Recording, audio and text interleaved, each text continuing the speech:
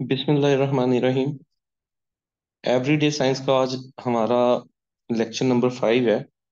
और इसके अंदर बेसिकली हम न्यूट्रिशनल साइंसेस को डिस्कस करेंगे। अ, कुछ हम ब्रांचेस को देखते जा रहे हैं एवरीडे साइंस की कुछ ब्रांचेस को। और कुछ मैं अब आप लोगों को जो है वो एमसीक्यूज शेयर करना शुरू किए हैं। तो उन एमसीक्यूज को डेली बेस पे आप पढ़ते जाएं। तो कुछ जो हमारे टॉपिक हैं वो डिस्कस हो जाएंगे लेक्चर वाइज। और कुछ आप जो है वो एमसीक्यू फाइल वाइज इस सब्जेक्ट को कवर कर लेंगे। अब ये 3-4 दिन में ये ज्यादा से ज्यादा इसी वीक में ये एंड हो जाना है हमारा एवरीडे साइंस। फिर हमने नेक्स्ट सब्जेक्ट की तरफ मूव ऑन करना है।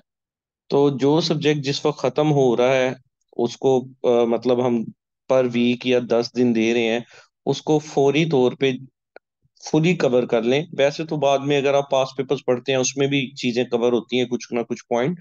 लेकिन जो बेसिक स्ट्रेटेजी हमारी है कि एक एक सब्जेक्ट को अलग अलग कवर करना और साथ में पास पेपर्स और एमसीक्यूज की मदद से उसको कवर करना। तो उस स्ट्रेटेजी के थ्रू चलेंगे तो चीजें ज्यादा बेहतर हो जाएंगी। एक दफा एक सब्जेक्ट अच्छी तरह तैयार हो जाएगा, वो सारी जिंदगी आपके काम आएगा।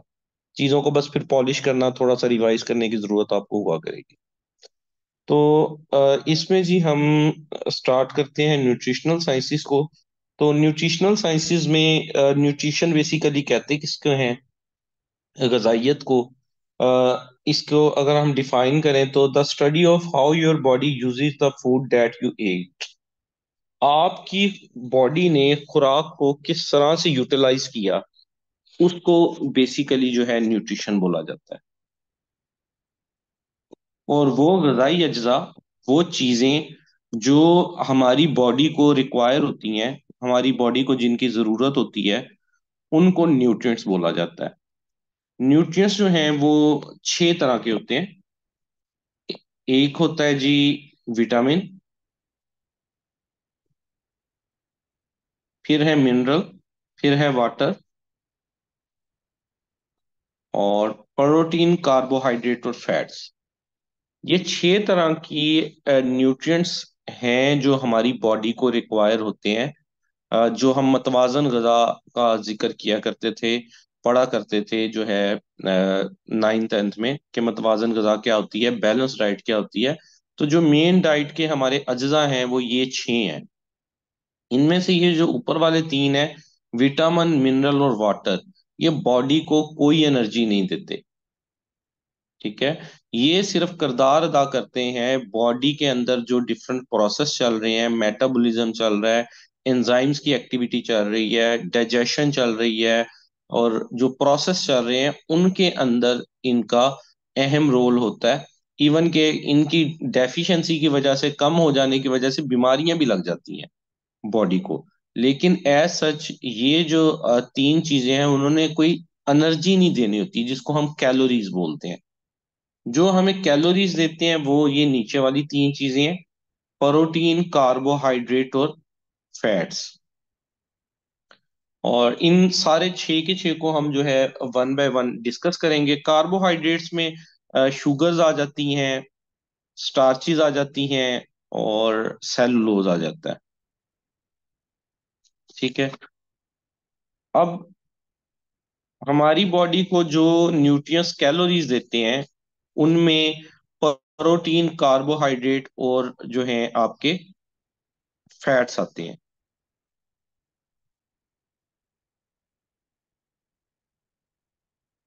कितनी कितनी कैलोरीज देते हैं?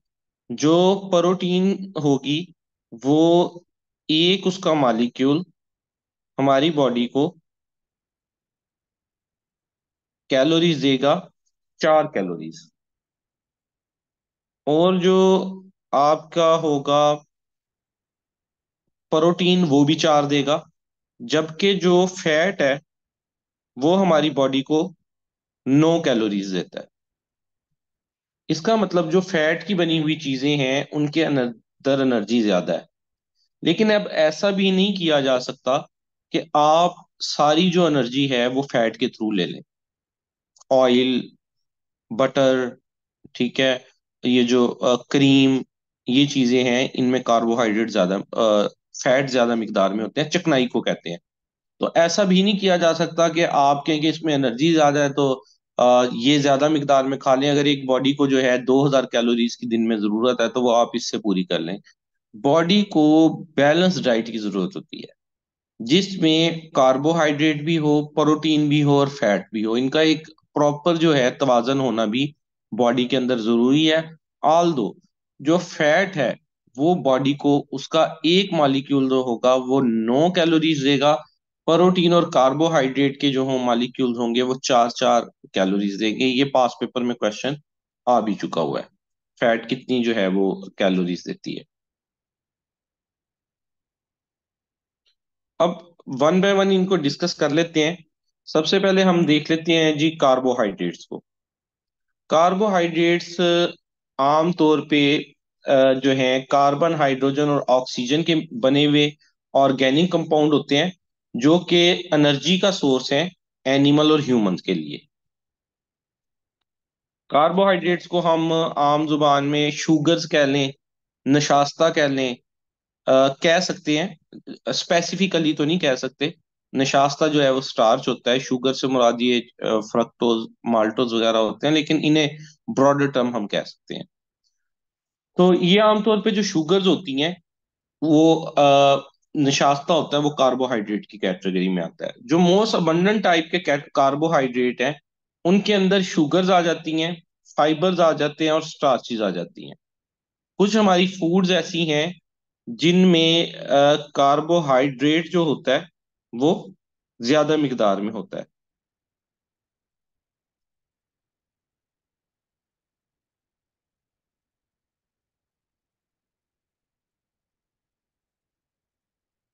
अब कुछ इसके अंदर समझने वाली बातें। प्लांट जो हैं वो अपनी बॉडी में फूड को स्टोर करते हैं स्टार्च की फॉर्म में। ये पास पेपर्स के एमसीक्यूज हैं कार्बोहाइड्रेट से रिलेटेड, तो उनको कुछ को यहाँ मैंने शामिल किया हुआ है स्लाइड्स में। जो प्लांट्स हैं वो ग्लूकोज को कन्वर्ट करते हैं कॉम्प्लिकेटेड शुगर्स में, जिसको स्टार्चेस बोला जाता है। और ये कब पैदा होते हैं? फोटोसिंथेसिस के प्रोसेस से। फोटोसिंथेसिस क्या, फोटो मैंने लाइट, सिंथेसिस मैंने पैदा होना।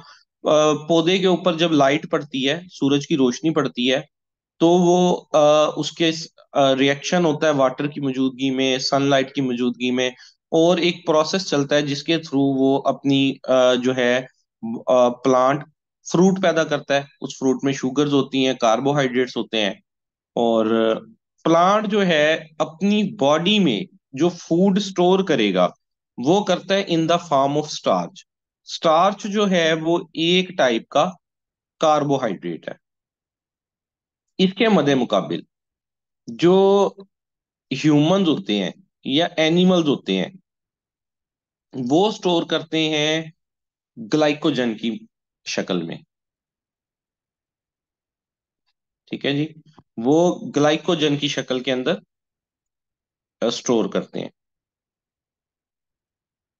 और ये ग्लाइकोजन जो है वो कहाँ पे स्टोर होता है? ये आमतौर पे लीवर और मसल्स में जाके स्टोर होता है। और इंस्टेंट सोर्स ऑफ एनर्जी ये आपका ग्लूकोज है। ये भी एक एमसीक्यू है। हमारी बॉडी में जो इंस्टेंट सोर्स ऑफ एनर्जी है वो ग्लूकोज है। जब भी रनिंग वगैरह करके आते हैं या गर्मी में आते हैं तो ग्लूकोज का अगर आप पानी पीते हैं तो फौरी तौर पे बॉडी को एनर्जी मिल जाती है। अगर आप कोई और कार्बोहाइड्रेट खिलाते खाते हैं, फॉर एग्जांपल ये आपके जो राइस हैं, चावल, इनके अंदर कार्बोहाइड्रेट ज्यादा मिकदार में होता है, निशास्ता ज्यादा मिकदार में होता है। पोटैटोज, आलू हैं, उनमें ज्यादा मिकदार में होता है। उनको आप खाएंगे, वो बॉडी में टाइम लगेगा उनको हजम होने में, एक पूरा प्रोसेस चलेगा। उसके बाद आपकी बॉडी के अंदर छोटे यूनिट्स में तकसीम होगा, वो ग्लूकोज में चेंज होगा, मैदा उनको कन्वर्ट करेगा, इंटेस्टाइन उनको कन्वर्ट करेंगे, फिर वो बॉडी को एनर्जी देगा। लेकिन अगर आप डायरेक्टली ग्लूकोज कहीं से ले लें, जैसे ये ग्लूकोज डी का डब्बा मिल जाता है बाजार में, ग्लूकोज मिल जाती है, तो इसका मतलब इंस्टेंट सोर्स ऑफ एनर्जी हो जाएगा। यहीं पे एक पॉइंट आता है, इस्लाम में जो है रोजा खोलने का जो है वो सुन्नत है खजूर से खोलना। तो जो खजूर है, that is instant source of glucose, उसने फौरन बॉडी में जाके उसी वक्त एनर्जी दे देनी है। उसको कोई लंबा चौड़ा ब्रेक डाउन करने की जरूरत नहीं। हम तो आमतौर पे अफ्तारी स्टार्ट ही पकोड़े और उन चाट वगैरह से करते हैं ना, और फिर सारी शाम जो है पेट पकड़ के और सर पकड़ के बैठे रहते हैं कि ये क्या हो गया। ठीक है। और रमजान में अस्पतालों में मैदे के मरीजों की तादाद भी ज्यादा बढ़ जाती है। वो बेसिकली रोजे की वजह से नहीं, रोजा तभी फायदे ही देता है, वो हमारी अपनी बेतदली की वजह से है। अगर आप प्रॉपरली मतलब अफ्तारी करें तो इन चीजों से बचा जा सकता है। आप डायरेक्टली लेंगे जी, फैट्स ले लेंगे, कोई पकोड़े समोसे इस तरह की चीजें ले लेंगे, उन्होंने तो ब्रेक डाउन होने में पहले ही मैदा सारा दिन का जो है वो खाली है, उसने जो है वो यकदम फूट गई तो उसने तो परेशान ही हो जाना है। उसने एक दफा आपके मुंह की तरफ देख रही है मेरे साथ इस बंदे ने किया क्या है। तो जो खजूर वगैरह ली जाती है वो बेसिकली ग्लूकोज होती है उसमें, जो कि इंस्टेंट सोर्स है। उसको ज्यादा जरूरत ही नहीं है मैदे को हिलजुल करने की, उसको तोड़ने की, फौरी तौर पे बॉडी को एनर्जी उसने प्रोवाइड कर देनी है। या गर्मियों में जो है ग्लूकोज का जो पानी पिया जाता है, और जो सम टाइम ये जो रनर्स होते हैं जो भाग रहे होते हैं उन्होंने भी अपने पास ग्लूकोज का पानी रखा होता है। ये भी पास पेपर में क्वेश्चन आ चुका है कि जो रनर्स होते हैं उनकी एक क्वेश्चन ये था, बॉडी बिल्डर्स की फूड का कौन सा इंपॉर्टेंट पार्ट होता है। And similarly second question 17 grade के पेपर में ये था, वो अमाइनो एसिड्स प्रोटीन्स होती है ना, जो बॉडी बिल्डर यूज करते हैं, और जो रनिंग करने वाले यूज करते हैं वो ग्लूकोज का यूज करते हैं क्योंकि इंस्टेंट सोर्स ऑफ एनर्जी होता है। और ये जो है बेसिकली ग्लाइकोजन की, जो प्लांट्स हैं उनमें स्टार्च की शक्ल में, ये कार्बोहाइड्रेट की डिफरेंट शक्लें हैं, और एनिमल्स में ग्लाइकोजन की शक्ल में ये बॉडी के अंदर जाके स्टोर होता है। अब यहाँ एक चीज ये भी है काबिले जिक्र कि सम टाइम आप लोगों को कोई खुशी का एहसास होता है या गम का एहसास होता है, कोई खुशी की खबर सुनते हैं या गम की खबर सुनते हैं तो भूख मर जाती है, हम कहते हैं यार मेरी तो भूख मर गई है। तो बेसिकली क्या होता है, जो आपकी बॉडी में स्टोर ग्लाइकोजन होता है वो कन्वर्ट हो जाता है। इसमें हार्मोनल एक लोचा है, वो जाके ग्लाइकोजन जो है उसने कन्वर्ट हो जाना है ग्लूकोज में। बॉडी में कहीं भी मसल्स में स्टोर है, कहीं जो है वो स्टोर है लीवर के ऊपर, जो ग्लाइकोजन, वो जैसी खुशी की खबर या गम की खबर सुनते हैं, हार्मोनल एक बॉडी के अंदर रिएक्शन होता है जिसकी मदद से ग्लाइकोजन जो है वो ग्लूकोज में चेंज हो जाता है। ग्लूकोज फौरी तौर पे बॉडी को एनर्जी प्रोवाइड कर देता है, और जो एक भूख का एहसास होता है वो खत्म हो जाता है। फिर पास पेपर में इससे रिलेटेड क्वेश्चन आता है कि जो मिल्क में प्रेजेंट शुगर होती है वो कौन सी होती है जी। मिल्क में जो शुगर कार्बोहाइड्रेट जो प्रेजेंट होती है इसको लैक्टोज बोला जाता है। कई लोग जो हैं वो लैक्टोज इंटॉलरेंट भी होते हैं, वो दूध नहीं हजम कर सकते। बच्चों में भी कुछ में ये प्रॉब्लम आ जाता है। लैक्टोज ये वन ऑफ द पार्ट है, जो दूध है वो एक मुकम्मल गज़ा है जिसमें मतलब आप लगा लें 83% वाटर है, पानी है, कोई 4 से 5% जो है वो कार्बोहाइड्रेट होते हैं, 4 से 5% जो है वो प्रोटीन होती हैं, और फैट की भी मिकदार वेरी करती है, काऊ का मिल्क है या बफ का मिल्क है, इस तरह से कुछ परसेंटेजेस होती हैं। अब इसमें ये जो 4 से 5% आपका लैक्टोज है, कुछ लोग लैक्टोज इंटॉलरेंट होते हैं, उनको दूध हजम नहीं होता।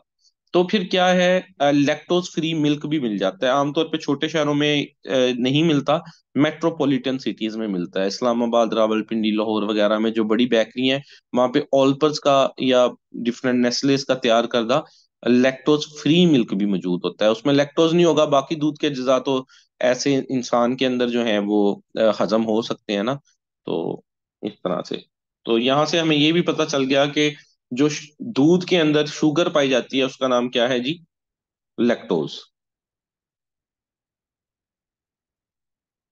इसके बाद आ जाते हैं हम प्रोटीन के ऊपर।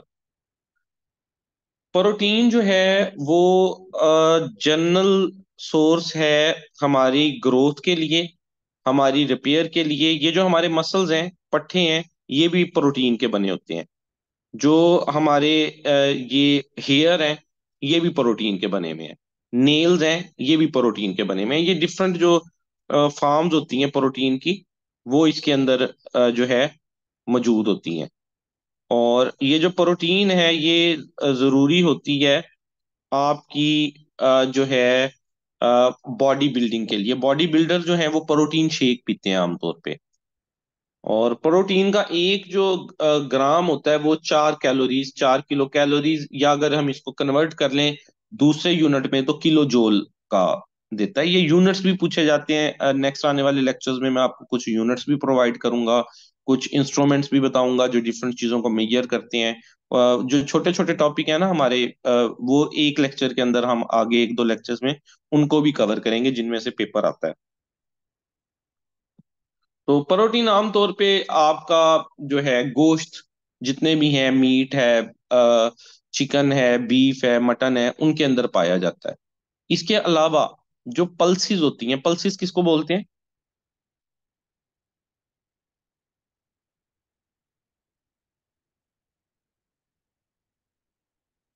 Very good. दालें। ये जो आपकी दालें होती हैं ये भी प्रोटीन का सोर्स है। ठीक है, दालें भी प्रोटीन का अच्छा सोर्स है गोश्त के अलावा। तो ये कहाँ पाई जाती हैं ये देखिएगा। प्रोटीन पाई जाती है थ्रू आउट द बॉडी, हमारे सारे जिस्म में पाई जाती है। मसल्स में, हमारे जो पट्टे हैं, बॉडी बिल्डर्स इनको बनाने के लिए प्रोटीन शेक भी यूज करते हैं। बोन में, स्किन में, हेयर में, हर टिश्यू और बॉडी पार्ट में बनाई जाती हैं। इवन के जो हमारे बॉडी में एंजाइम्स होते हैं, ठीक है, एंजाइम्स कुछ हमारी बॉडी में होते हैं जो कि चीजों को रेगुलेट कर रहे होते हैं, हमारी बॉडी के बहुत सारे जो मामलात हैं उनको चला रहे होते हैं। तो वो भी प्रोटीन इन नेचर होते हैं मोस्टली। 90% तक हम कह सकते हैं प्रोटीन इन नेचर होते हैं, और भी लिपिड नेचर के भी हो सकते हैं, जो है वो स्टीराइड नेचर के भी हो सकते हैं, लेकिन ज्यादातर जो है वो प्रोटीन इन नेचर होते हैं। प्रोटीन सिंथेसिस होता का है ये, थोड़ा साइंटिफिक किस्म का है और अंदर किस्म का है, लेकिन इसको आपने एज ए एमसीक्यू के तौर पे लेना है कि पास पेपर में आ चुका है, इसलिए हमें ये याद करना जरूरी है कि जो प्रोटीन सिंथेसिस होता है, प्रोटीन बनती कहाँ में है। तो प्रोटीन हमारी सेल का एक पार्ट होता है जिसको बोलते हैं राइबोसोम। तो प्रोटीन जो है वो राइबोसोम के अंदर बनती है जी।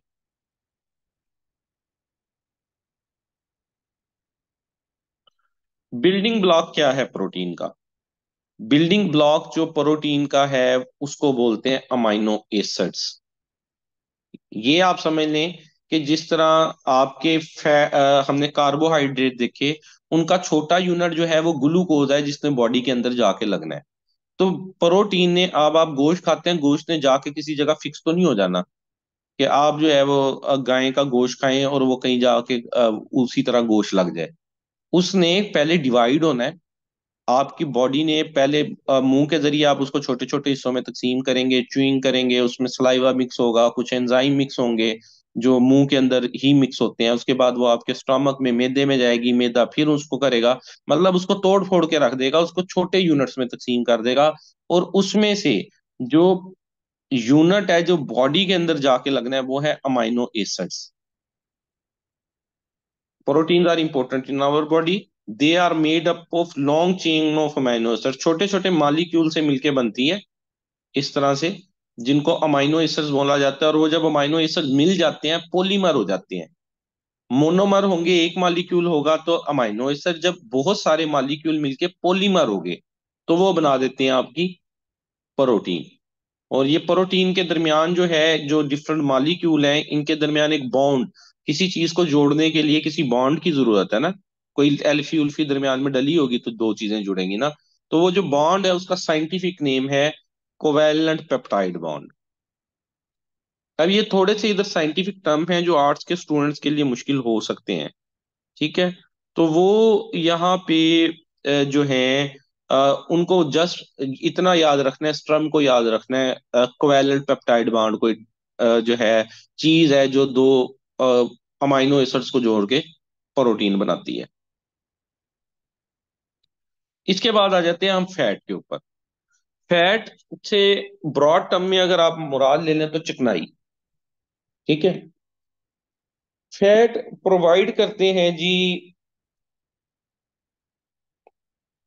बॉडी को विटामिन्स, क्योंकि कुछ विटामिन ऐसे होते हैं जो फैट में डिसॉल्वेबल होते हैं, ए डी ई के। एडेक। विटामिन जो है वो फैट के अंदर कुछ डिसॉल्व होते हैं, और फैट जो है वो कंसंट्रेटेड सोर्स है। कंसंट्रेटेड का मतलब जो है एक पचीदा मालिक्यूल है, जो कि बॉडी को जब टूटेगा, अब बॉडी को उस मालिक्यूल को तोड़ने के लिए भी तो मुश्किल पेश आएगी ना, एनर्जी लगेगी। तो वो जो है एक कंसंट्रेटेड मॉलिक्यूल है, और इसका 1 ग्राम बॉडी को जो है वो 9 कैलोरीज जो है वो प्रोवाइड करता है।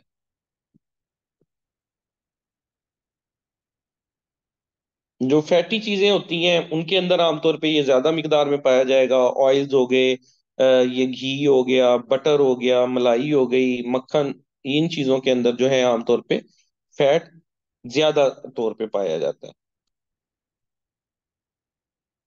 अब फैट को, जैसे मैंने आपको बताया कि बैलेंस डाइट की जरूरत होती है बॉडी को। अगर आप अजाफी मिकदार में फैट लेंगे तो वो आपकी बॉडी में जाके अकामुलेट होना शुरू हो जाएगी। सबसे पहले कहाँ पे अकामुलेट होना शुरू होती है? Subcutaneous tissue of abdomen. Subcutaneous से मुराद जिल्द के नीचे वाले टिश्यू। यहाँ पे देखिए,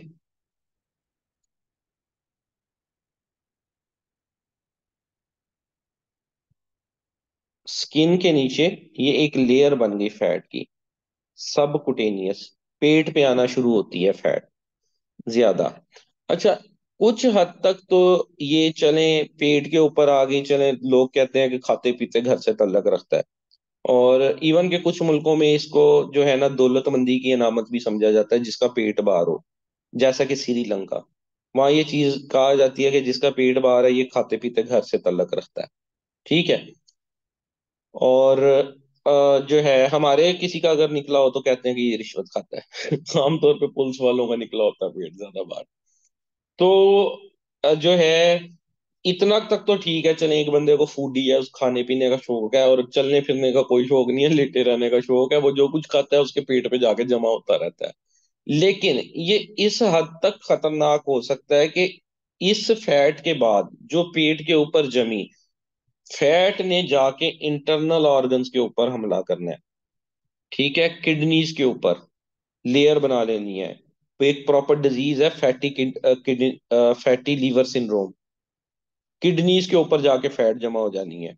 ऑर्गन्स के ऊपर जो विजरल ऑर्गन, विजरल ऑर्गन से मुराद अहम ऑर्गन होते हैं जो हमारे पेट और सीने के पीछे मौजूद हैं। लंग्स हैं, हार्ट है, लीवर है, जो है किडनीज हैं। ये जो मेन मेन हमारे ऑर्गन है, उनके ऊपर जाके तय जमाना शुरू कर देती है, and that will ultimately lead towards the death. Heart attack आ सकता है, किडनी फेलर हो सकता है, लीवर खराब हो सकता है। तो ज्यादा मिकदार में जो फिर कहते हैं ना कि ओबेसिटी, मोटापे की तरफ चले जाना, वो फिर नुकसानदेह हो सकता है।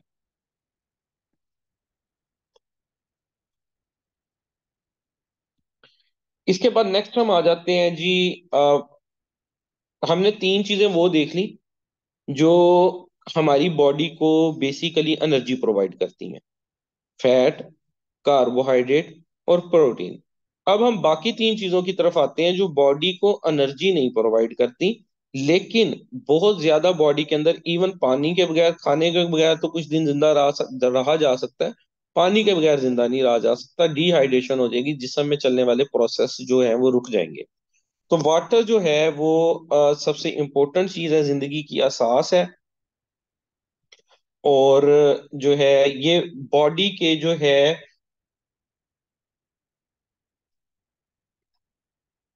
जी नहीं, एमल्सीफाई नहीं ना होगा। बॉडी के अंदर जितनी जरूरत है उतने फैट ने तो जब आपकी बॉडी को एनर्जी दे देनी है। जो अजाफी फैट है वो जाके बॉडी में स्टोर होना शुरू हो जाएगा। सिमिलरली जो मैंने यही चीज आपको कार्बोहाइड्रेट में भी बताई कि ग्लूकोज वगैरह या बॉडी में जितनी लगनी है वो लग जाएगी। इंसानों में जो अजाफी होगी वो ग्लाइकोजन फिर ऑर्गन्स पे स्टोर होना शुरू हो जाएगी, लीवर पे और मसल्स पे। प्रोटीन बॉडी में स्टोर नहीं होती बस। प्रोटीन जो है वो बॉडी के अंदर स्टोर नहीं होती। कार्बोहाइड्रेट जो है इंसानों में ग्लाइकोजन की शक्ल में स्टोर होते हैं या जानवरों में। और जो है ये फैट जो है वो फैटी एसिड्स के तौर पे, फैट के तौर पे, चर्बी के तौर पे एडिपियस टिश्यूज के अंदर आपके जो है चर्बी के टिश्यूज उसमें जाके जमा होना शुरू हो जाता है।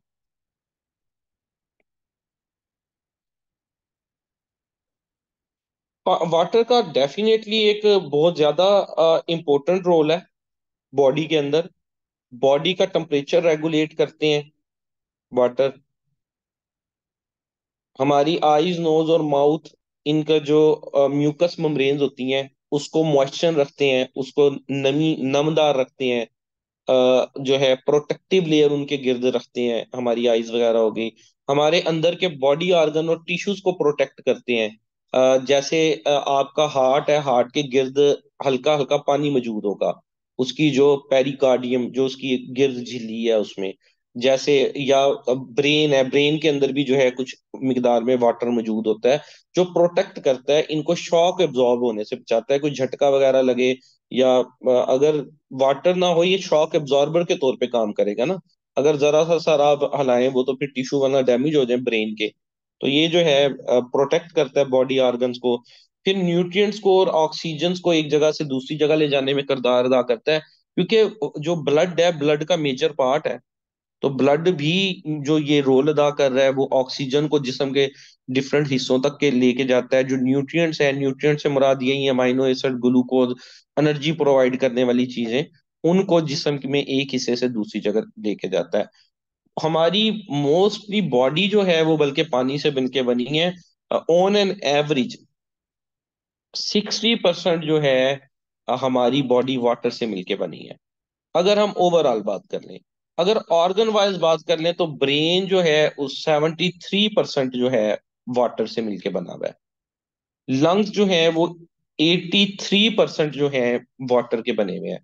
और जो हमारा ब्लड है उसमें 95% जो है वो वाटर मौजूद है। ये परसेंटेजेस आपने याद करनी है। ठीक है। तो वाटर का तो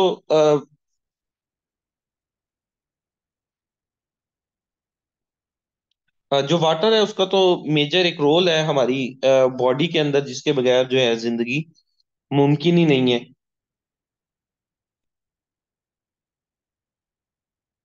उसके बाद जी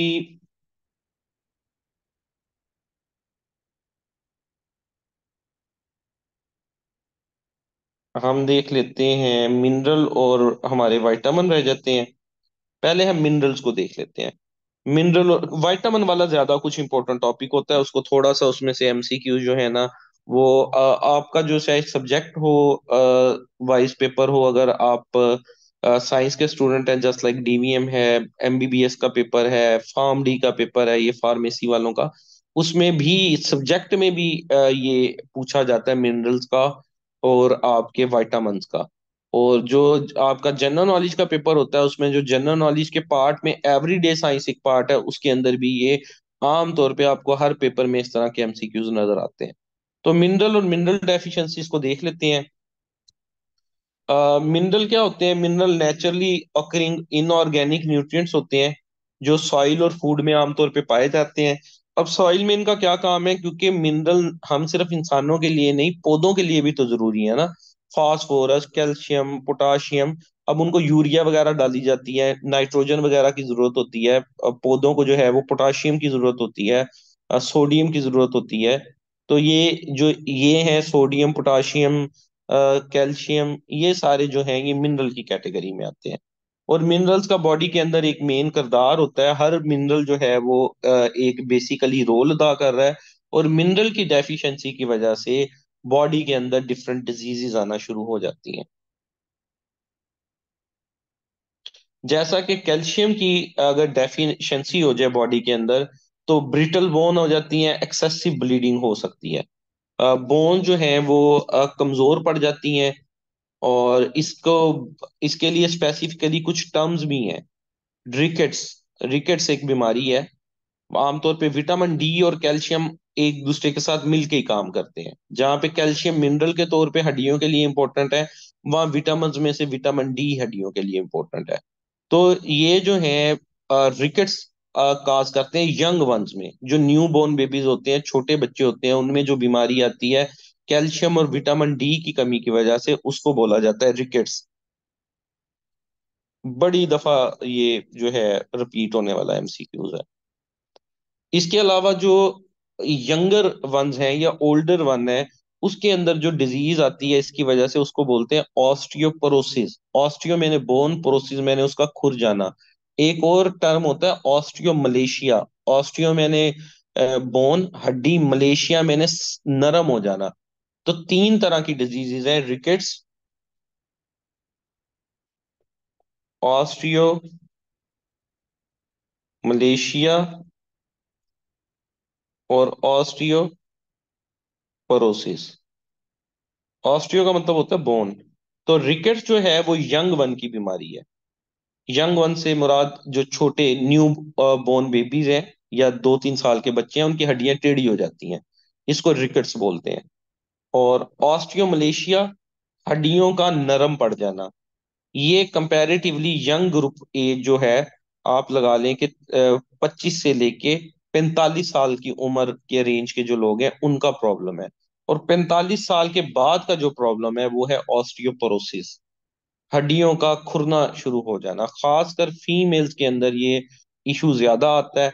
एक हार्मोनल कुछ उनके मसले मसाइल होते हैं, फिर मेनोपाज का एक जो है प्रॉब्लम है, फिर सारी जिंदगी चूंकि जो फीमेल्स होती हैं उन्होंने फीडिंग करानी होती है बेबीज को, तो कैल्शियम उनके बॉडी से निकल रहा होता है। तो 2-3 उसकी वजूहात हैं जिसकी वजह से एट द लेटर स्टेजेस आप देखेंगे कि घर में बुजुर्ग औरतें वगैरह जो होती हैं उनको आमतौर पे हड्डियों का मसला होना शुरू हो जाता है। तो बेसिकली उस एज में जो है, अगर खुराक पूरा नहीं कर रही तो फिर सहारा लेना पड़ता है मल्टी वाइटामिन वगैरह का, या कैल्शियम की प्रिपरेशन की गोलियों का, जो कि बॉडी के अंदर हड्डियों को कमजोर होने से बचा सके। सिमिलरली जो है, फास्फोरस जो है वो बैड टीथ और बोन्स, कैल्शियम और फास्फोरस आमतौर पे मिलके ही काम करते हैं। ये इनका दो कैल्शियम के मालिक्यूल हों तो एक फास्फोरस का मालिक्यूल होना जरूरी होता है, इन्होंने मिलके ही काम करना होता है। और आयरन जो है वो अनीमिया, आयरन की कमी की वजह से अनीमिया हो जाता है। ये हम देख रहे हैं कि किस मिनरल की कमी की वजह से कौन सी बीमारी होती है। तो आयरन की कमी होने की वजह से अनीमिया हो जाता है। अनीमिया क्या है? खून की कमी हो जाना। ठीक है। और आयोडीन की कमी की वजह से ग्वाइटर हो जाता है, गिल्लड़ की बीमारी, गला सूज जाता है। गला सूजता है बेसिकली थायराइड ग्लैंड गले में मौजूद होते हैं, ग्लैंड्स में हमने ये देखा भी था। ग्लैंड्स कहाँ पे मौजूद होते हैं? हमारे गले में। थायराइड ग्लैंड, वो लोकेशन भी समटाइम पूछ लेता है, थायराइड ग्लैंड की लोकेशन क्या होती है, तो ये नेक थ्रॉट रीजन में मौजूद होते हैं। आयोडीन की कमी की वजह से ये स्वेल कर जाते हैं। अब आजकल ये रीजन इशू कम आता है क्योंकि अब तो आयोडीन मिला नमक आना शुरू हो गया। साइंस ने चीजों को डिस्कवर कर लिया, पता चल गया कि किस चीज की वजह से क्या बीमारी है। पहले आमतौर पे ज्यादातर खुला नमक इस्तेमाल होता था, अब भी यूज होता है, लेकिन ये है कि जहाँ एक दो पैकेट उसके यूज होते हैं, एक आधा पैकेट इस वाले का भी यूज हो जाता है, या आमतौर पे होटल्स का खाना हो, बाहर का, आयोडीन की कमी कहीं ना कहीं से जो है वो पूरी हो ही जाती है। फिर कॉपर एक है जी मिनरल, इसकी डेफिशिएंसी की वजह से लो एपिटाइट और रिटार्डेड ग्रोथ। एपिटाइट का मतलब होता है भूख, खुराक, भूख का ना लगना, और रिटार्डेड ग्रोथ, छोटा रह जाना ग्रोथ में। तो कॉपर और जिंक ये जो है, इनका सिरप भी बेसिकली अवेलेबल होते हैं बच्चों के लिए, उनकी ग्रोथ करने के लिए, कॉपर और जिंक वाले। तो मिनरल की डेफिशिएंसी की वजह से कुछ इस तरह के जो है प्रॉब्लम्स आ सकते हैं। अब हम आ जाते हैं लास्ट वन, विटामिन्स के ऊपर। विटामिन के अंदर से सबसे ज्यादा क्वेश्चन आते हैं पेपर में, एवरीडे साइंस के पोर्शन में, अगर हम बात करें न्यूट्रिशनल साइंस में से। जैसा कि मैंने आप लोगों को जब एस्ट्रोनॉमी के 2 लेक्चर दिए तो उसमें मैंने बताया सबसे ज्यादा जो एमसीक्यूज हैं वो किस में से आते हैं? प्लैनेट्स में से, सियारों में से। सिमिलरली न्यूट्रिशनल साइंसेस का जो एक सब्जेक्ट है या पोर्शन है, जो साइंस की एक ब्रांच है, उसमें जो सबसे ज्यादा एमसीक्यूज आपके आते हैं पेपर में, बार बार रिपीट होते हैं, वो विटामिन में से होते हैं। और कुछ 3-4 मैं बता दूं, आप पेपर्स में अपेयर होंगे। अब ये लाजमी नहीं होता हर पेपर में ही वो एमसीक्यू है, आपके डिफरेंट पेपर डिफरेंट बैचेस में भी हो रहे होते हैं। एक ही सीट है, फॉर एग्जांपल आप में से कई लोगों ने असिस्टेंट डायरेक्टर आईबी पे अप्लाई किया हुआ है, असिस्टेंट डायरेक्टर एएसएफ के ऊपर अप्लाई किया हुआ है। सिंपल उसमें 14 ईयर रिक्वायर होती है एजुकेशन। तो आप में से चाहे साइंस का स्टूडेंट है चाहे आर्ट्स का स्टूडेंट है, वो उसके ऊपर अप्लाई कर देता है इंस्पेक्टर की सीट पे 16 ग्रेड पे। जो 16 ईयर एजुकेशन जिसकी होती है, वो एडी लेवल पे, असिस्टेंट डायरेक्टर लेवल के ऊपर अप्लाई कर देता है। और अप्लाई करने के बाद फर्ज बनता है पढ़ना भी। सिर्फ अप्लाई करने से जो है चीजें पूरी नहीं हो जाती, फर्ज पूरा नहीं हो जाता। कंपटीशन काफी ज्यादा है। तो उन पेपरों में भी अब फॉर एग्जाम्पल अगर पेपर होता है ना असिस्टेंट डायरेक्टर, आप लगा लें आईबी का, अब हजारों कैंडिडेट्स ने अप्लाई किया, तो वो एक टाइम पे पेपर नहीं होता, 4 बैचेस में पेपर हो जाता है। एक, मतलब आज फॉर एग्जाम्पल 27 मार्च है, सुबह और शाम 2 पेपर होंगे असिस्टेंट डायरेक्टर के। सिमिलरली 28 मार्च को भी 2 पेपर होंगे। एक ही सीट के 4 पेपर होंगे और चारों डिफरेंट होते हैं। तो किसी ना किसी पेपर में अगर 4 पेपर हो रहे हैं ना, उसमें उसने विटामिन के पॉइंट डालने ही डालने हैं। पॉइंट्स आप देख लें कौन से होंगे, आप लोगों ने अपेयर होने एग्जाम्स में, ये देखिएगा लाजमी तौर पे आते हैं। विटामिन सी की कमी की वजह से कौन सी डिजीज होती है? स्कर्वी। विटामिन ए की डेफिशिएंसी की वजह से कौन सी डिजीज होती है? Night blindness. विटामिन डी की डेफिशिएंसी की वजह से कौन सी डिजीज होती है? रिकेट्स। विटामिन ब्लड क्लॉटिंग में कौन सा विटामिन इंपॉर्टेंट होता है? विटामिन के। हड्डियों के लिए कौन सा विटामिन इंपॉर्टेंट होता है? Vitamin D. फिर इन्हीं क्वेश्चंस को, इन्हीं डायमेंशंस को वो थोड़ा सा घुमा फिरा भी लेता है। ठीक है, होता क्वेश्चन वही है, बस थोड़ा सा उसको घूम के भी पूछ सकता है। तो विटामिन के बारे में हम देख लेते हैं जी। विटामिन जो है डिस्कवर किए थे एक पॉलिश साइंटिस्ट था, बूट पॉलिश किया करता था, सॉरी, पॉलिश साइंटिस्ट था, बूट पॉलिश नहीं करता था, पोलैंड का रहने वाला था। तो 1912 में ना इसने, कैजिमिर फंक इस साइंटिस्ट का नाम था, पोलैंड का, इसने 1912 में, देखिए ये, मतलब आप लगा लें कि 100 साल तकरीबन जो है 110-12 साल हुए हैं विटामिन की डिस्कवरी को हुए। इससे पहले तो पता भी नहीं होता था कि विटामिन कोई चीज है। और विटामिन की डेफिशिएंसी की वजह से इवन के डेथ भी हो जाती थी। जैसा कि मैंने आपको विटामिन सी के बारे में बताया, स्कर्वी जिसकी वजह से बीमारी होती है, तो स्कर्वी डिजीज से इसमें ब्लीडिंग, गम्स ब्लीड करने लग जाते थे, मसूड़े, जिसम पे कहीं वाउंड आ गया तो वहां से खून निकलना शुरू हो जाता था। अब प्रॉपर ग्रोथ नहीं होती थी, तो इवन के डेथ भी हो जाती थी। अब पता नहीं था कि किस वजह से ये हो रहा है। जब पता चल गया तो सीधी सी बात है, एक सी कॉन की टैबलेट लेनी होती है और खत्म हो जाती है। मुंह के अंदर छाले समटाइम निकल आते हैं, तो बड़े बुजुर्ग और वो कहते हैं कि ग्लाइसरीन लगाओ और विटामिन सी की गोली चूसो। ठीक है। तो वो ये है कि चीजों को ऐसा ऐसा डिस्कवरी हुई तो पता चला कि जी फलां चीज का ये है, ये इलाज है।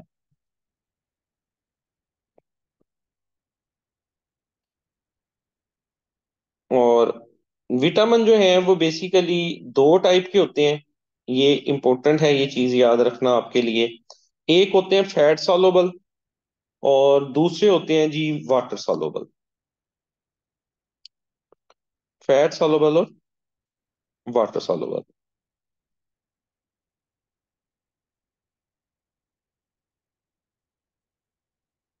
जरा मैं आप लोगों की वो अटेंडेंस देख लूं, कौन कौन मौजूद है कौन कौन नहीं मौजूद।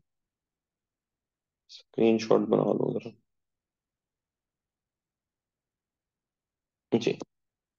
अच्छा, फैट सॉल्युबल विटामिन में ADE के आता है। ये इंग्लिश के 6 वर्ड हैं, ADE के और BC।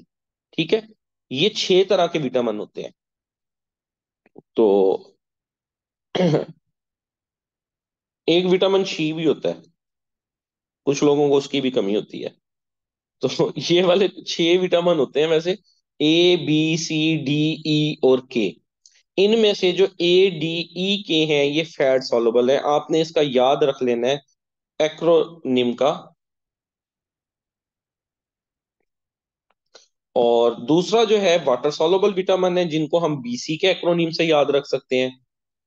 और ये वाटर सॉल्युबल है, तो आपने इनका याद रखना है कि ये कौन कौन से विटामिन है। जी, नींद का जो मसला है ना अटेंडेंस, पता है क्या, सबके लिए टाइम अलग है। सुबह का टाइम रख लें, कई लोग जॉब कर रहे हैं उनके लिए फिजिबल नहीं है। रमजान है, कोई अफ्तारी का टाइम कर रहा होता है। तो ये जो टाइम फिक्स किया है ना, पिछले 6 साल से मैं क्लासेस ले रहा हूँ, आज ही अगर वोटिंग करा रहे हैं ना क्लास के अंदर, तो आपको यही टाइम फिजिबल नजर आएगा। अगर मैं एक पोल रख दूं ना किस टाइम पे, तो हम बेसिकली एक बंदे की किसी मजबूरी की वजह से मेजॉरिटी को निग्लेक्ट नहीं कर सकते। अब हर बंदे की अपनी रूटीन है। आप में से कई लोग ऐसे हैं जो 9 बजे सो जाते हैं, कई हैं उन्होंने सुबह सैरी करके सोना है। ठीक है, तो हमने फिर मेजॉरिटी के मुताबिक जो है वो विटामिन ई भी हो सकता है। ठीक है, तो इन चीजों को भी मद्देनजर रखना होता है। तो फिर थोड़ा सा चीजों का कंप्रोमाइज देखिए, जब तक आप कंप्रोमाइज नहीं करेंगे, अपनी जात में से एक टाइम नहीं निकालेंगे, नींद आ रही है तो उठेंगे नहीं, पढ़ेंगे नहीं पूरे दिन में। आपने, मैं आपको कहता हूँ एग्जाम क्लियर करने के लिए आपको दिन में 3-4 घंटे भी निकालने हैं। लेक्चर तो अपनी जगह, लेक्चर तो एक अपनी जगह, मैंने आपको लेक्चर दिया, सिर्फ लेक्चर लेने से भी आपके एग्जाम क्लियर नहीं हो जाते। आपने वो टाइम भी निकालना है स्टडी को देने के लिए। तो वो किस टाइम निकालना है, कब निकालना है, वो फिर आप लोगों पे होता है। बाकी एक ऑप्शन ये भी मैं आप में से कुछ लोगों को दे देता होता हूँ, रिकॉर्डिंग वाला। ठीक है, कि कोई बंदा अगर किसी वजह से कोई चीज मिस हो गई, उसमें ये फैक्टर्स भी आ जाते हैं। अब ओपनली तो नहीं कहना कि लेक्चर सुनता सुनता बंदा सो गया। वो अगले दिन क्लास में अगर मौजूद है, उसने आया है, वो मेरे से रिकॉर्डिंग ले ले, तब सुन लें। और अगर वो भी नहीं कर सकते, रिकॉर्डिंग भी नहीं सुन सकते, और भी जिंदगी की बड़ी मसरूफियात हैं, तो फिर अपनी जात के पैटर्न को चेंज करना पड़ेगा अगर आपने गवर्नमेंट जॉब करनी है। बाकी रिस्क तो अल्लाह पाक दे ही देता है किसी ना किसी तरीके से। तो ये यार टाइम जो है ना, मैंने बड़ा कर कुर के 6 सालों का निचोड़ निकाल के ये टाइम सेट किए हुए हैं। जॉब्स वालों का मसले हैं, कईयों के कई मसले हैं। ये भी है, कई लोग जल्दी सो जाते हैं, लेकिन वो फिर मेजॉरिटी जिस चीज में फैसिलिटेट हो रही है ना, हमने तो उस चीज को देखना है। अब ये तो मैं करने से रहा, 2-2 बच्चों को अलग अलग पढ़ाऊं। जी इंशाल्लाह, हाँ जी, कोशिश करें। बाकी अल्लाह पाक जो है वो अजर देने वाला है, हम कोशिश ही कर सकते हैं। अच्छा, ये चार्ट बड़ा इंपॉर्टेंट है, इसको आपने लाजमी तौर पे याद रखना है। एक तो विटामिन का साइंटिफिक नेम और उसकी वजह से होने वाली डिजीज। जो आर्ट्स के स्टूडेंट हैं वो इनके साइंटिफिक नेम अगर छोड़ भी दें तो इतना मसला नहीं उनके लिए। बहुत ज्यादा एग्जामिनर जो होता है जनरल नॉलेज के सिर्फ पेपर में इतना डीप नहीं जाता कि वो विटामिन बी की आगे टाइप पूछ ले, बट 17 ग्रेड के पेपर में वो बड़ा बड़ा मुश्किल क्वेश्चन भी पूछ सकता है। आप 2022 का एडीआईबी का पेपर उठाइएगा और उसका एवरीडे साइंस देखिएगा, चीखें निकलवा देने वाला पेपर था। उसने जो है एनिमल्स के जोलॉजिकल नेम भी पूछे हुए थे। चलो, जो जोलॉजी वाला है वो तो कर लेगा, बोटेनिकल नेम ऑफ प्लांट्स भी पूछे हुए थे, और ऐसे ऐसे प्लांट के नाम जिनका आपको इंग्लिश में भी नहीं पता कि वो कौन से हैं, उनके भी उसने पूछ लिए थे। वो टफनेस के ऊपर है, अगर वो एग्जामिनर बहुत ही टफ बनाना चाहे। वैसे एवरीडे साइंस का जो होता है ना पेपर, उसमें कई एमसीक्यू आमतौर पे रिपीट होते हैं, क्योंकि स्टैटिक सब्जेक्ट है। कोई न्यू चीजें तो इसके अंदर ऐड नहीं हो रही है, एमसीक्यूज के सेट हैं, लेक्चर्स के सेट हैं, उनके अंदर से ये सब्जेक्ट कवर हो जाता है। बाकी अगर एग्जामिनर घर से थोड़ा सा तंग है या उसकी कोई लड़ाई शड़ाई हुई हुई है, तो वो गुस्सा उतारने के लिए मुश्किल पेपर बना दे, वो अलहदा बात है। और उसमें भी घबराने की बात नहीं होती, मुश्किल पेपर आ जाए, वो जितने कैंडिडेट है ना सारों के लिए मुश्किल हो जाता है। उसका मेरिट ओवरऑल फिर नीचे चला जाता है। एक अगर आसान बहुत आ जाता है, बहुत पेपर आसान आ जाता है, अब वहां कहते हैं ओहो ये तो बड़ा आसान आ गया, मजे हो गए। लेकिन अगर वो आसान है तो सबके लिए आसान है, उसका मेरिट जो है वो फिर अबव चला जाता है। एग्जाम इसीलिए इसको बोला जाता है कंपेटिटिव एग्जाम, मुकाबले का इम्तिहान के। जो स्टूडेंट बैठे हैं उनमें से किसने ज्यादा मेहनत की हुई है, जिसने जो है उनमें से उस एग्जाम को क्लियर करना है। तो बाकियों के आपको याद करना जरूरी है। और इम्पोर्टेंट वन इसमें से मैं आपको बता देता हूँ, विटामिन ए की डेफिशिएंसी की वजह से होती है डिजीज नाइट ब्लाइंडनेस। और हाँ, ये गलत लिखा हुआ है, आप सही कह रहे हैं। B9 फोलिक एसिड है, इस चार्ट में गलत लिखा हुआ है। अच्छा, फिर B1 की डेफिशिएंसी की वजह से बेरी बेरी होती है। इंपॉर्टेंट वन को इधर मैं हाईलाइट कर रहा हूँ। B6 की डेफिशिएंसी की वजह से एनीमिया होता है। और बायोटिन की डेफिशिएंसी की वजह से हेयर फॉल होता है। ये बायोटिन न्यूट्री फैक्टर वगैरह का बना हुआ आता भी है, कोई उसके ऊपर 20 किस्म के फायदे लिखे होते हैं। हेयर फॉल को रोकता है, जिल्द को बेहतर करता है, फलां चीज बेहतर करता है, ये बेहतर करता है, वो होता अंदर क्या है, जस्ट विटामिन B7 बायोटिन। और B9 इसको फोलिक एसिड बोला जाता है। ये एनीमिया फोलिक एसिड की आमतौर पे जो प्रेग्नेंट फीमेल्स होती हैं उनको फर्स्ट ट्राइमेस्टर के अंदर फोलिक एसिड की गोलियां दी जाती हैं। और कई लोग फोलिक एसिड को कंफ्यूज कर जाते हैं आयरन के साथ। ये आयरन नहीं है, ये विटामिन B9 है, फोलिक एसिड। और इसने बेसिकली जो किरदार अदा करना होता है वो डिफरेंशिएशन ऑफ टिश्यूज में करना होता है। मतलब बेबी के ऑर्गन बन रहे होते हैं ना, उनको अलहदा अलहदा से बनाना। और आमतौर पे बेबी जो पैदा हो उसके अंदर किसी किस्म का एबनॉर्मेलिटी ना हो, न्यूरोलॉजिकल डिसऑर्डर ना हो, उससे बचाने के लिए आमतौर पे फर्स्ट ट्राइमेस्टर में फोलिक एसिड दिया जाता है। उसके बाद जो आपका आ गया एस्कॉर्बिक एसिड, विटामिन C। इसका साइंटिफिक नेम भी याद करना है, बीमारी भी याद करनी है, स्कर्वी। विटामिन D, इसका भी कैल्सीफिरोल रिकेट्स। उसके बाद जो है विटामिन K, हेमरेज इसकी वजह से होगा। हेमरेज किस चीज को कहते हैं? हेमरेज को अगर आप डिफाइन करना चाहें, ब्लड का वेन या अपनी जो वेसल्स कह लेते हैं, वेसल से बाहर आ जाना हेमरेज कहलाता है। कहते नहीं ब्रेन हेमरेज हो गया, वो बेसिकली ब्रेन में जो वेसल्स हैं, खून की नाली हैं, उनमें से खून बाहर निकल के आ गया। तो हेमरेज बेसिकली बोला जाता है अगर ब्लड वेसल ने अपनी वेसल्स को छोड़ दिया, वो नाली जो है फट गई और ब्लड बाहर आ गया, उसको हेमरेज बोला जाता है। अब इसकी कमी की वजह से हेमरेज क्यों है? क्योंकि ये क्लॉटिंग में अहम किरदार अदा करता है, खून को जमाने में अहम किरदार अदा करता है। आमतौर पे अगर कहीं जख्म वगैरह आ जाए, ब्लीडिंग ना रुक रही हो, तो फौरी तौर पे विटामिन K का जो है वो इंजेक्शन भी लगाया जाता है।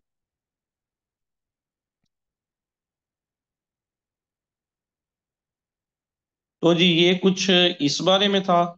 इसके बाद आ जाएं जी, एक और इम्पोर्टेंट टॉपिक है आपका, डिजीजेस। अच्छा, अब देखिए कि जो स्टूडेंट है वो इस लेवल पे वो कोई MBBS डॉक्टर तो नहीं है कि वो जो बैठा हुआ है, लेकिन वही आपको मैं पहले भी बात बताई कि एवरीडे साइंस से मुराद कि हम इर्द गिर्द अपने लोगों में जिन चीजों को देखते हैं। फॉर एग्जाम्पल हम जो है हार्ट डिजीजेस देखते हैं, हार्ट अटैक वगैरह हार्ट डिजीज आती हैं। दियाबिटीज शुगर की बीमारी हम देखते हैं आमतौर पे इर्द गिर्द। कैंसर हम देखते हैं।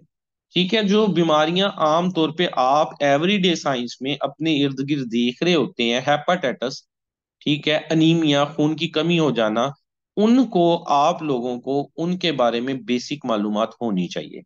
तो वो डिजीजेस कौन कौन सी हैं जो इंपॉर्टेंट वन है, उनमें से नंबर 1 पे आ जाती है एनीमिया। एनीमिया कहते हैं लो हीमोग्लोबिन को या ब्लड की कमी को। ये देखिए एक हैंड है जिसमें ब्लड के सेल पूरे हैं, और दूसरा हैंड है उसके अंदर वो पीले रंग का हुआ है, उसमें खून की कमी हुई भी है, लो haemoglobin.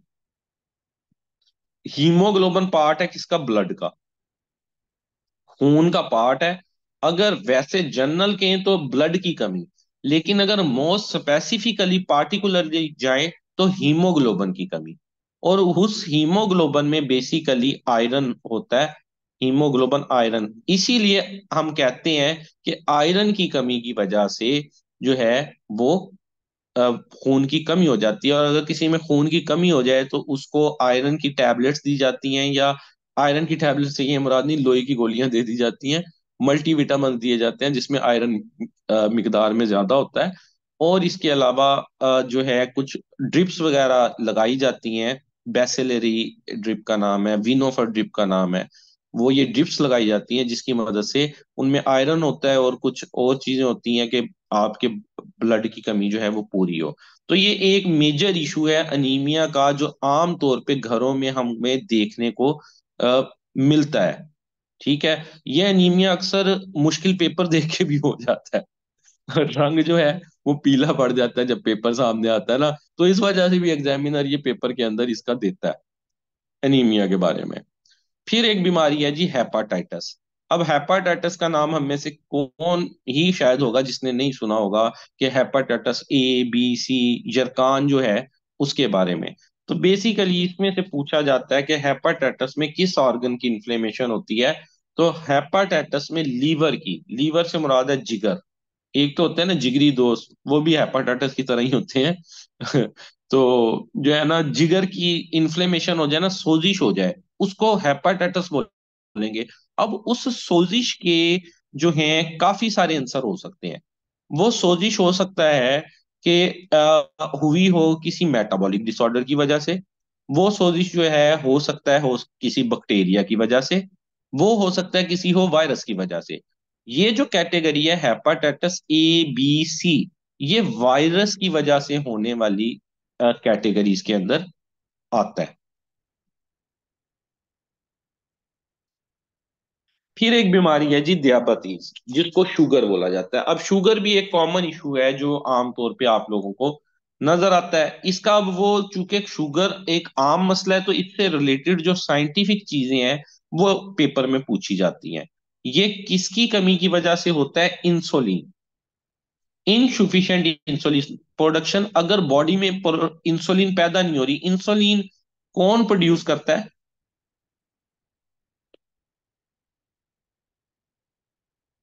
Beta cells of pancreas, हमारी बॉडी का एक ऑर्गन है जिसका नाम है पेंक्रियाज।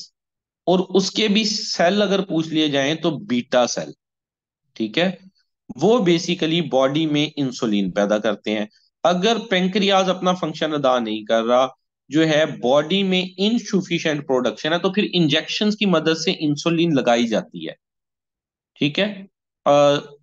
इंजेक्शन की मदद से बार बार बॉडी में इंसुलिन लगाई जाती है। अब इंसुलिन का बेसिकली किरदार क्या होता है? इसने हमारी बॉडी के अंदर ग्लूकोज के लेवल को मेंटेन रखना होता है। अब जब इंसुलिन ही नहीं मौजूद, तो ग्लूकोज का जो बॉडी के अंदर लेवल है वो डिस्टर्ब हो जाएगा। नॉर्मल लेवल क्या होता है बॉडी के अंदर ग्लूकोज का, शुगर का?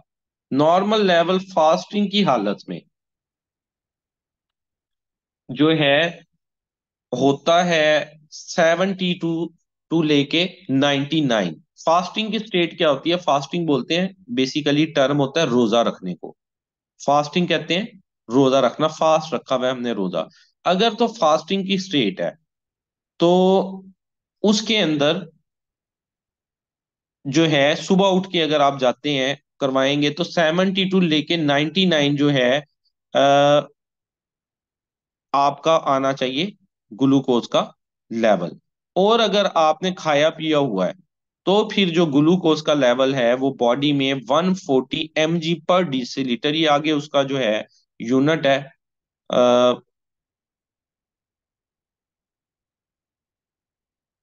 और ये हो गया जी आपका। उसके बाद जो नेक्स्ट है वो हमारी डिजीज है जी मलेरिया। मलेरिया के अंदर जो प्राइमरी ऑर्गन इफेक्ट होता है वो होते हैं जी red blood cells, RBCs, spleen और लीवर। Most specifically spleen. तो ये पूछता है वो पेपर में कि मलेरिया की वजह से जो है कौन सा ऑर्गन मुतासर होता है। तो वो जी ऑर्गन है, वैसे लीवर पे भी इफेक्ट करता है मलेरिया, और जो है वो आपकी स्प्लीन के ऊपर भी इफेक्ट करता है।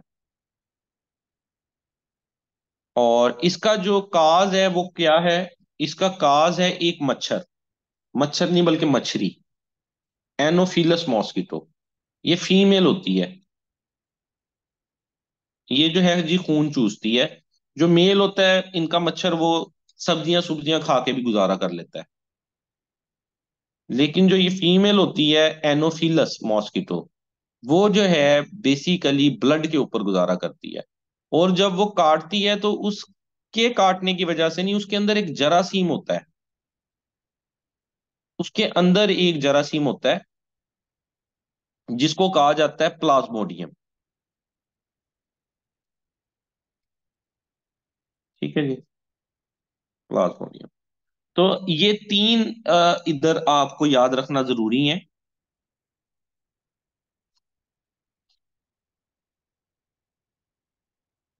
पैरासाइट कौन सा है जी? प्लाज्मोडियम। वो पैरासाइट किसके जरिए हमारे जिस्म में दाखिल होता है?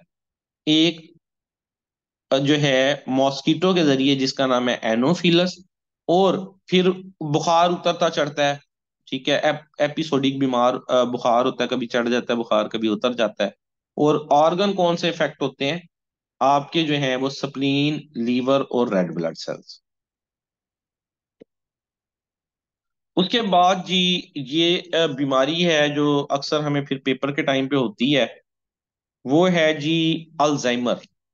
अल्जाइमर डिजीज, ये देखिए, ये ब्रेन से चीजें वो भूल रहा है, उसको पता नहीं चल रहा, चीजें निकल रही हैं बाहर की तरफ। तो ये मेनली जो है वो ब्रेन के सेल्स को और बीमारी इफेक्ट करती है। तो वो ये पूछता है बेसिकली, अल्जाइमर जो डिजीज है वो किस ऑर्गन से रिलेटेड है। तो ये रिलेटेड है जी ब्रेन से। इसके अंदर जो कॉग्निटिव एबिलिटी है, सोचने समझने की सलाहियत है, किसी चीज को परखने की सलाहियत है, और या चीजों को याद रखने का जो एक स्टेमिना है, वो खत्म हो जाता है अल्जाइमर डिजीज में। तो ये बेसिकली ब्रेन की जो है ना बीमारी है। हाँ जी, इसके लिए डेमेंशिया का वर्ड भी यूज हो सकता है। डेमेंशिया साइंटिफिकली जो है कहते हैं कि याददाश्त का भूल जाना, मेमोरी का लॉस हो जाना।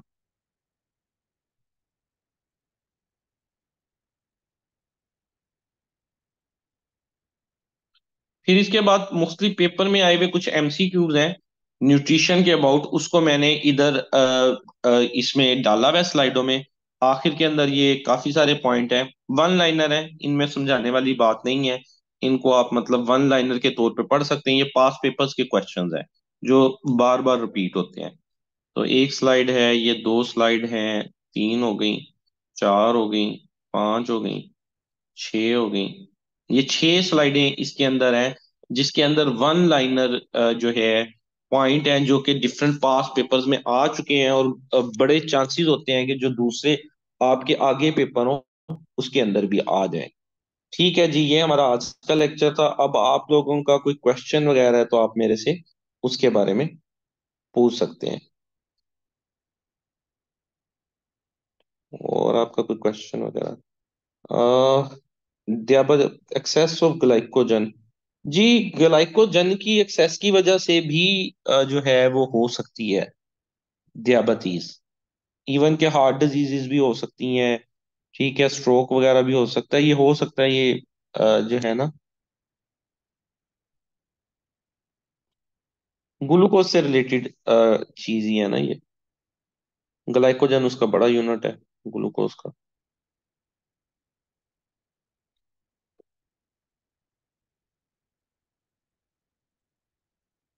इसकी पीपीटीज अभी सेंड कर दूंगा जी, अभी सेंड कर दूंगा पीपीटी। अभी फौरी तौर पे सेंड हो जाती है। जो रिकॉर्डिंग है उसके लिए टाइम लगता है, उसने पहले जूम पे जाके सेव होना होता है, फिर अगर उसको कभी मैं यूट्यूब पे करना हो वो एक लंबा फिर प्रोसीजर पड़ जाता है। तो बाकी पीपीटी तो बनी होती है पीडीएफ फाइल की शक्ल में, वो मैं अभी ग्रुप के अंदर आप लोगों के साथ शेयर कर दूंगा। जी, इसके अलावा कोई मसला मसाइल जिंदगी का, नींद के अलावा?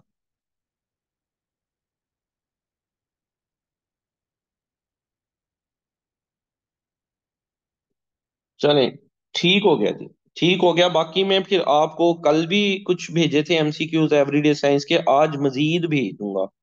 ठीक है, 10 पेजेस, तो उनको भी काइंडली जो है ना पढ़ लीजिएगा।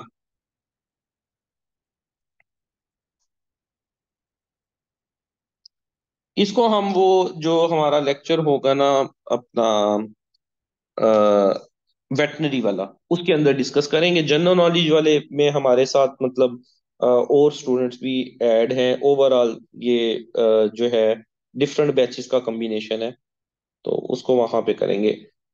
ये बड़ा एक वो है, बड़ी दफा डिस्कस हो गया। इसका एग्जामिनर पे डिपेंड करता है आंसर। अगर वैसे इसको जनरल नॉलेज में भी देख लें, कुछ ऐसे आंसर होते हैं जो गलत होते हैं पेपर्स में दिए हुए, लेकिन वो जो पीपीएससी एफपीएससी की लिस्ट भी आती है ना समटाइम की, उसमें कभी कुछ आंसर लगा होता है, कभी कुछ आंसर लगा होता है। कुछ जो है एफपीएससी का अगर एग्जाम है वो आपको साथ में आपकी की भी दे देते हैं। ठीक है, पेपर के एंड पे शाम को आप चेक भी कर सकते हैं, जैसे हम ये एंट्री टेस्ट के एग्जाम में होता है। तो ये अनसॉल्व मिस्ट्री है, और ये डेली डेली बेसिस पे बार बार ना पूछा करें। ये तकरीबन मेरा ख्याल हर रोज ही लेक्चर में ये एक क्वेश्चन ये वाला आया ही होता है, कि जहाँ पे एग्जामिनर ने गलत दिया हुआ है वहां पे हमने नेट को फॉलो करना है या बुक को फॉलो करना है। ये मैं बड़ी दफा समझा चुका कि इसका हमें नहीं पता, हम जज ही नहीं कर सकते इसका। ये आप पे डिपेंड करता है, जिस पे आपका दिल करे लगाएं। क्योंकि ये एग्जामिनर को हम बाउंड नहीं कर सकते। एग्जामिनर पता नहीं कौन है इस दफा जिसने पेपर बनाने जाना है। इसके अलावा कोई क्वेश्चन?